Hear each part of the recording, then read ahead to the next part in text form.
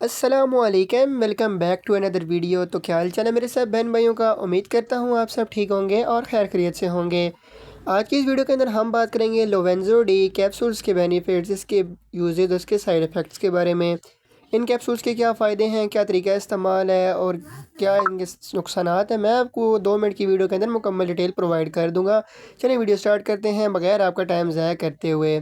जब भी आपने ये मेडिसिन लेनी है तो डॉक्टर की हिदायत के मुताबिक इसको इस्तेमाल करवाना है। जब भी आप कोई भी मेडिसिन लेते हैं तो वो डॉक्टर की हिदायत के मुताबिक यूज़ किया करें ताकि आपको कोई भी मसला मसाइल ना बन सके। चलिए वीडियो स्टार्ट करते हैं बगैर आपका टाइम ज़ाया करते हुए।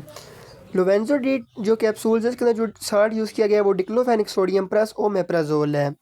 सबसे पहले हम इसके बेनिफिट्स के बारे में बात करेंगे। लोवेंज़ो डी कैप्सूल्स के फ़ायदे क्या हैं।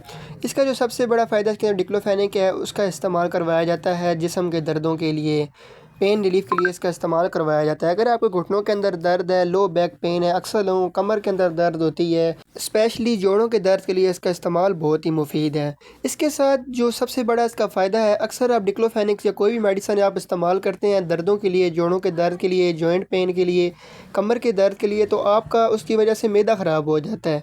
तो डॉक्टर लोग आपको साथ तजवीज़ करते हैं कि आप ओमेप्राज़ोल कैप्सूल भी इस्तेमाल करें। इस मेडिसिन का फ़ायदा ये है कि डबल कम्बिनेशन के अंदर है, आपको मैदा भी ठीक रखेगी और आपको जो है पेन रिलीफ भी मिलेगा इससे।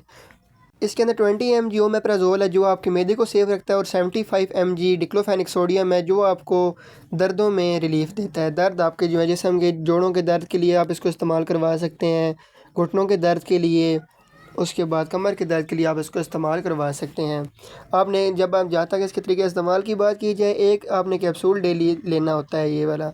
जहाँ तक इसके साइड इफ़ेक्ट्स की बात की जाए, इसकी वजह से आपको कॉन्स्टिपेशन, नोज़िया, वॉमिटिंग वगैरह हो सकती है।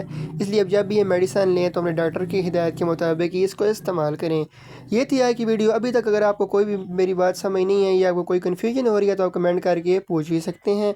इंशाल्लाह मिलते हैं अगली वीडियो के अंदर। इतनी देर के अपना ख्याल रखिएगा, दुआओं में याद रखिएगा और चैनल को सब्सक्राइब करना ना भूलिएगा। अल्लाह हाफिज़। Thanks for watching.